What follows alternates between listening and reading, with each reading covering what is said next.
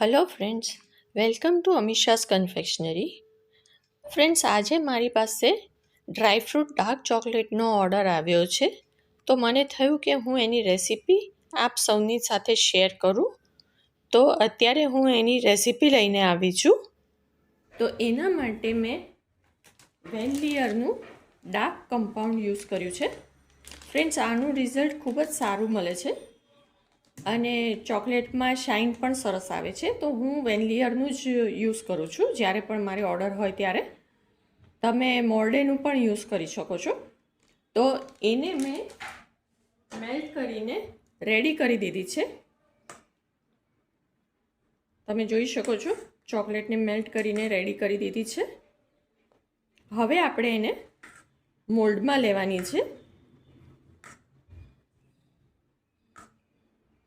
અત્યારે તમારે એક વાતનું ખાસ ધ્યાન રાખવાનું કે મોલ્ડમાં આપણે જ્યારે પોર કરતા હોય ચોકલેટને, તો આપણી ચોકલેટ છે તે રૂમ ટેમ્પરેચર પર હોવી જોઈએ. ચોકલેટ સેટ કરવા મૂકીશું અને જ્યારે એને અનમોલ્ડ કરશું તો ચોકલેટ ઇઝીલી અનમોલ્ડ પણ નહીં થાય અને તેના ઉપર વોટર ડ્રોપ્સ આવી જશે. તો આ વાતનું તમારે ખાસ ધ્યાન રાખવાનું કે ચોકલેટ જ્યારે આપણે પોર કરતા હોય ત્યારે એ હંમેશા રૂમ ટેમ્પરેચર પર હોવી જોઈએ.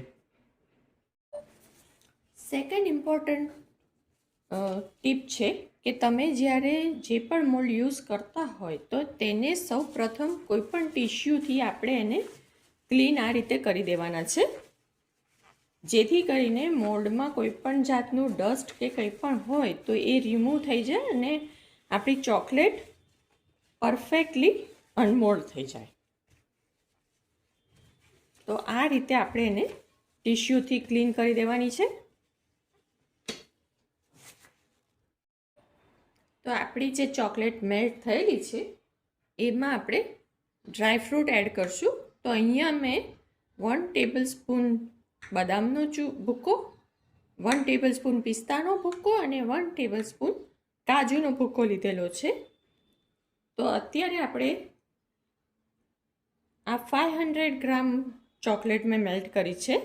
તો એમાં આપણે 3 ટેબલ સ્પૂન ડ્રાયફ્રૂટનો ભૂક્કો લેવાનો છે. આ તમે તમારા ટેસ્ટ પ્રમાણે, તમારી રિક્વાયરમેન્ટ પ્રમાણે તમે લઈ શકો છો, પ્લસ માઇનસ કરી શકો છો. હવે તેને આપણે મિક્સ કરી દેવાનું છે.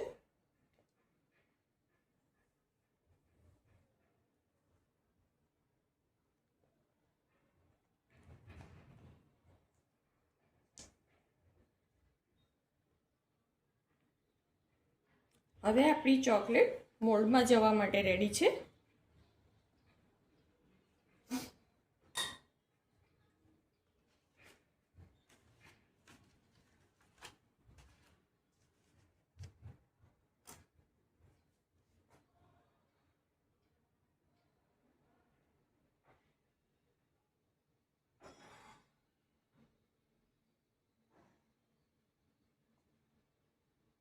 અહીંયા આપણે પૂરો મોલ્ડ ભરવાનો છે.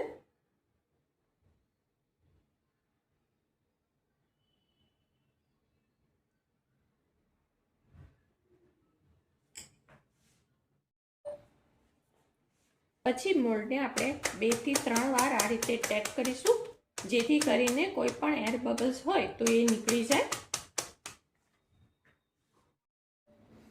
આ રીતે આપણા મોલ્ડ ભરાઈ ગયા છે. હવે એને આપણે ફ્રીઝમાં 10 થી 15 મિનિટ માટે સેટ કરવા મૂકીશું. તો ફ્રેન્ડ્સ, આપણી ચોકલેટ સેટ થઈ ગઈ છે. હવે આપણે એને અનમોલ્ડ કરી દઈએ.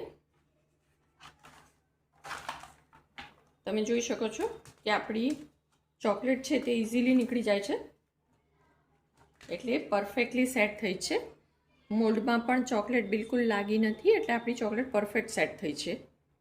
હું તમને નજીકથી પણ બતાવી દઉં કે આપણી ચોકલેટમાં પરફેક્ટ શાઇન આવી છે. જોઈ શકો છો. તો મેં જે ટિપ્સ આપી છે એ રીતે તમે જો ચોકલેટ બનાવશો તો તમારી ચોકલેટ આ રીતે પરફેક્ટ અનમોલ્ડ થશે અને એના ઉપર વોટર ડ્રોપ્સ પણ નહીં આવે.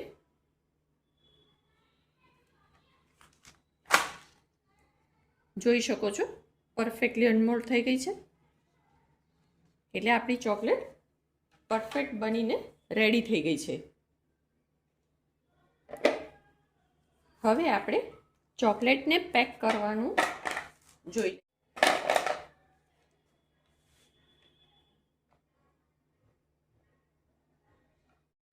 તો ફ્રેન્ડ્સ, હવે આપણે ચોકલેટને પેક કરશું. એના માટે આ રીતના ફોઇલ પેપર લીધેલું છે. હવે એને આપણે સાઈઝ પ્રમાણે કટ કરવાનું છે.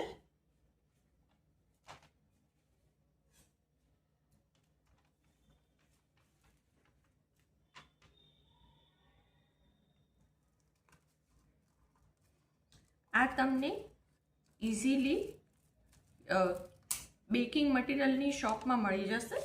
આ ટાઈપના પેપર્સ ફોઇલ પેપર છે. આપણે જે સાઈઝ જોઈએ છે એ સાઈઝમાં આપણે એને કટ કરી દઈશું. થોડું એક્સ્ટ્રા છે એટલે આ રીતે આપણે કટ કરી દઈશું, જેથી આપણા ચોકલેટના પેકિંગનું ફિનિશિંગ પરફેક્ટ આવે.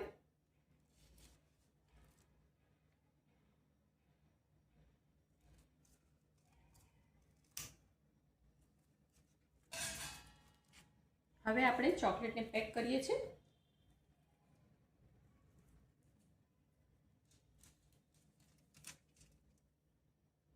આ રીતે આપણે ચોકલેટને અપસાઇડ ડાઉન મૂકવાની છે.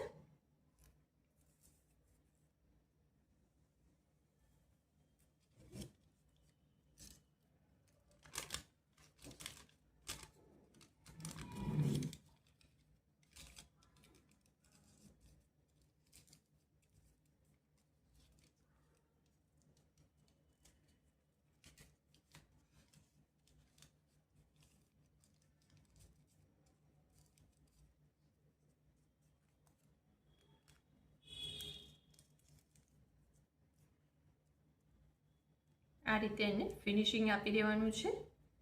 તો પરફેક્ટ પેક થઈ ગઈ છે આપણી ચોકલેટ. એ જ રીતે આપણે બધી ચોકલેટે પેક કરી દેવાની છે.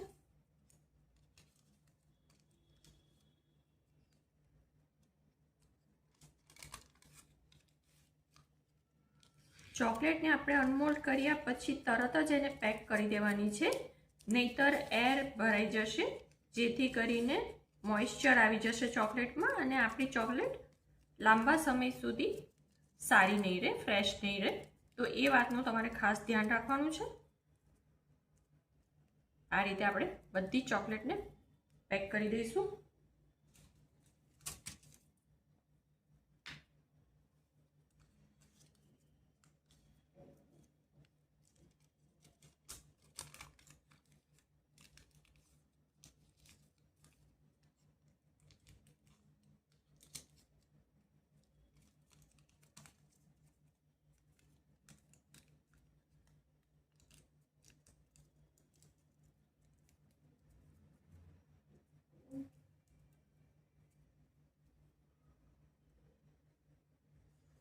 તો આ રીતે આપણી ચોકલેટ પેક થઈ ગઈ છે. તો ફ્રેન્ડ્સ, આપણી બધી ચોકલેટ આ રીતે પેક થઈને રેડી થઈ ગઈ છે. આને તમે કોઈ પણ કેવિટી બોક્સમાં પેક કરીને તમારા ફેમિલી અને ફ્રેન્ડ્સને ગિફ્ટ કરી શકો છો. તો આશા છે કે મારી રેસીપી આપ સૌને પસંદ આવી હશે, અને જો પસંદ આવી હોય તો મારી રેસીપીને લાઈક અને શેર જરૂરથી કરજો. અને હા, જો મારી ચેનલને સબસ્ક્રાઈબ ના કરી હોય તો તે પણ કરી લેજો, જેથી કરીને મારા દરેક વિડીયોના નોટિફિકેશન્સ આપને સૌ પ્રથમ મળે. Thank you for watching.